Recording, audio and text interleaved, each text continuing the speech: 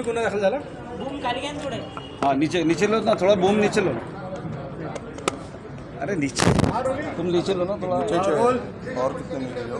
Boom बोल रहा है वो नीचे रख मोड़ साहब। नागपूर दौऱ्यावर आहे, काय काय नियोजन आहे बैठक?